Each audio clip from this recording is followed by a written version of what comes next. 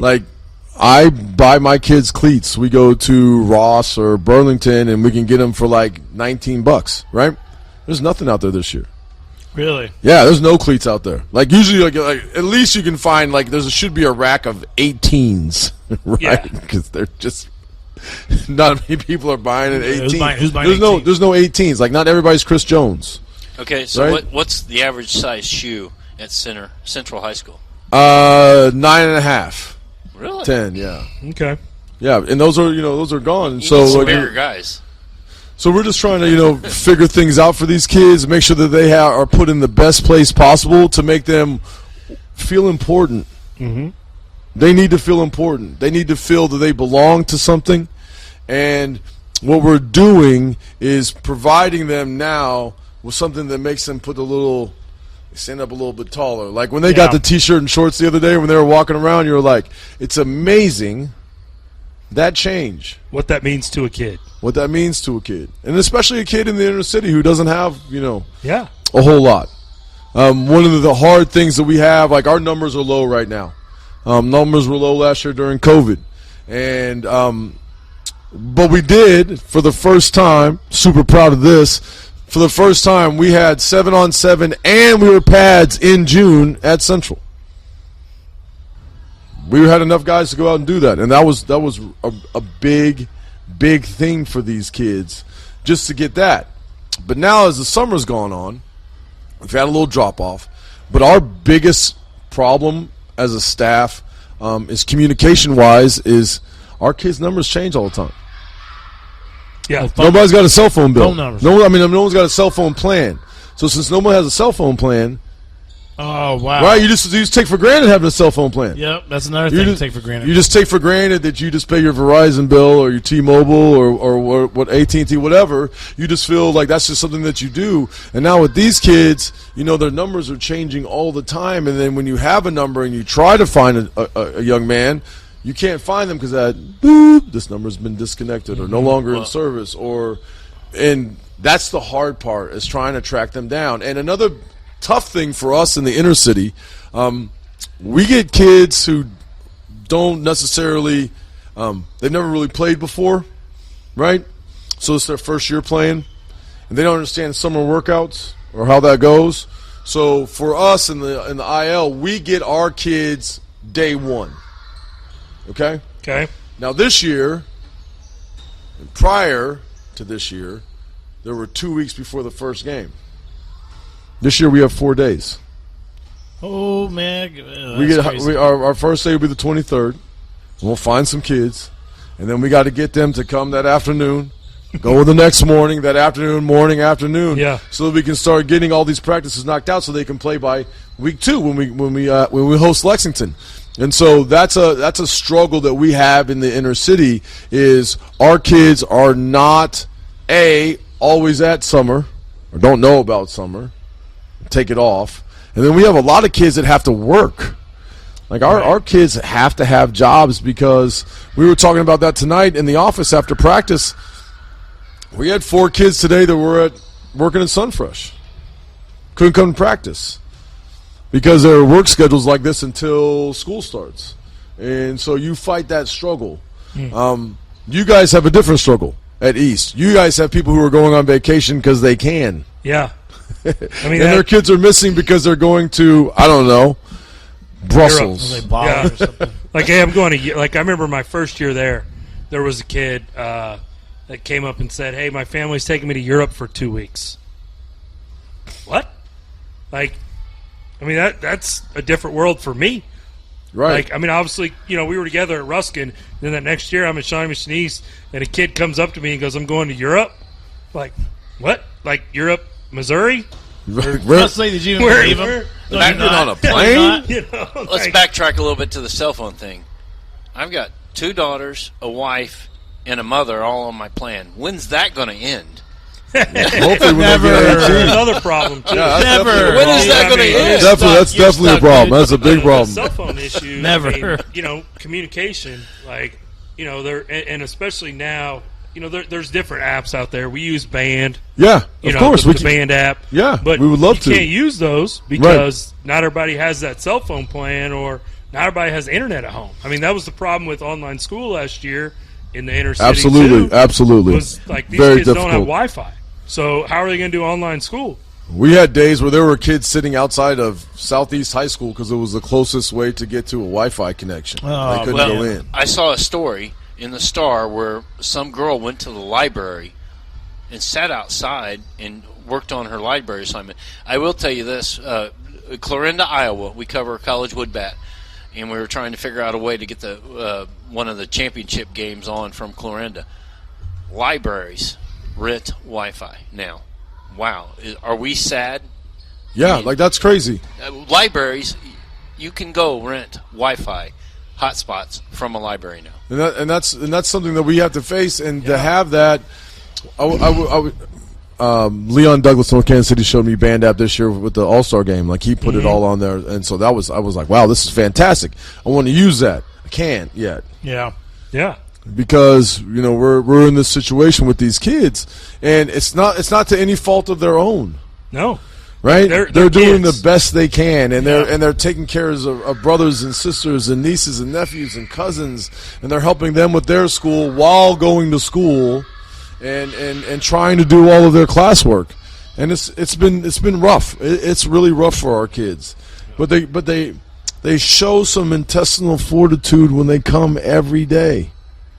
We've had one kid, Jerron McCorkle. He's a senior this year. He's a starting defensive lineman and starting right guard. Last year during COVID, he felt heavy, so he was like, you know what I'm going to do? And he, by himself, lost 70 pounds. Wow. By himself. On doing his own workouts while on lockdown, and just decided, hey, like, I just want to be better.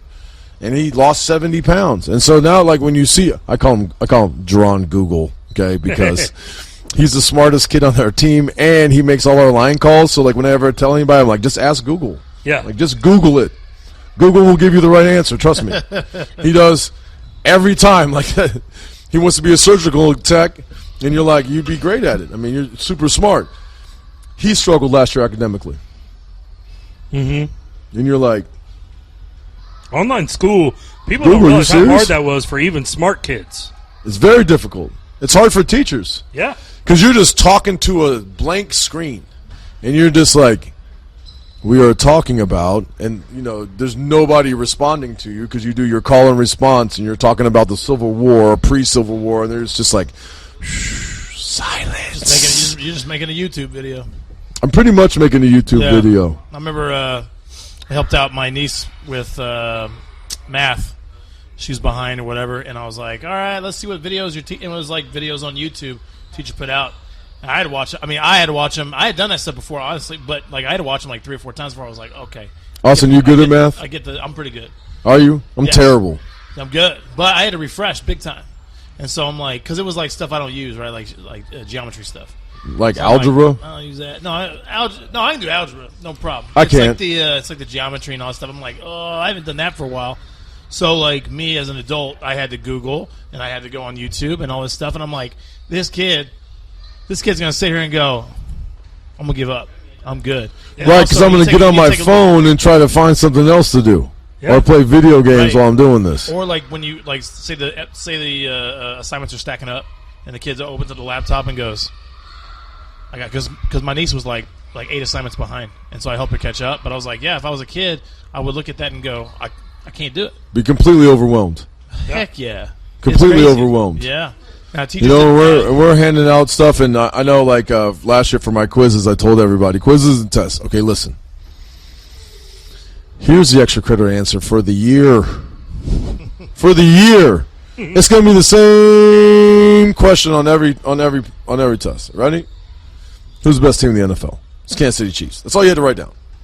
And I'll give them, multiple choice, like Kansas City Chiefs, New England Patriots, Denver Broncos, Las Vegas Raiders.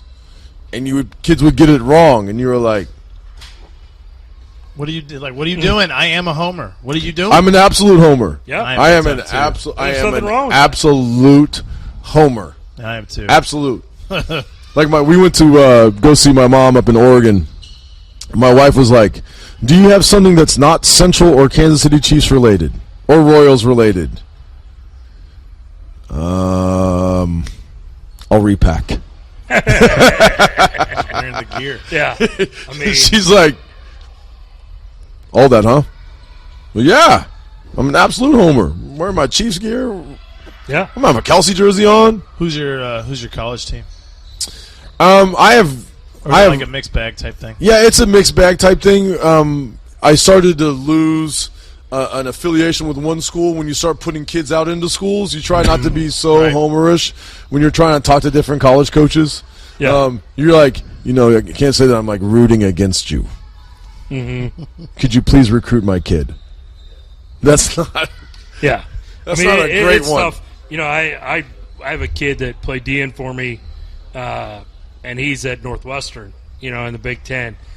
And it's hard when they're playing Iowa, even though I'm an Iowa fan. Like, obviously I'm a root for my guy. Absolutely, you want to root for your guy. And then I found out that I really like rooting for like all the kids in the city that are doing something. Yeah. Yeah. Right? Yeah. You started being like, hey, man, like I saw that kid play. Like there were some kids that we saw during the All-Star game that you're like, wow, like I'm really going to watch you. Like I had a tight end. I coached the tight ends, and Joe Thomas was from Winnetonka, and then Mark Gustafson was from Maryville.